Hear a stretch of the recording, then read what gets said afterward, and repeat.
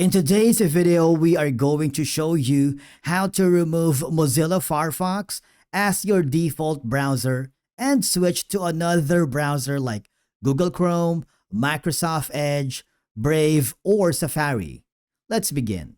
Now, open Firefox and go to the top right corner where you can see the three horizontal lines. Scroll down until you find Settings, and as you may notice when you go to the General section, that Firefox is currently our default browser. Okay, so for you to be able to change this or remove a Firefox, go to the search button here and type in default, and you will be forwarded to the default apps. Because currently Firefox is the default browser, and as you may notice, if you click the web browser, it will give you plethora of options for you to choose from.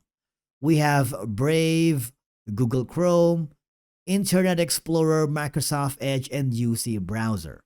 All I have to do at this point is I'm going to choose Brave as my default web browser, and it automatically set the changes. And basically that's it for today's video on how to remove Mozilla Firefox as your default browser.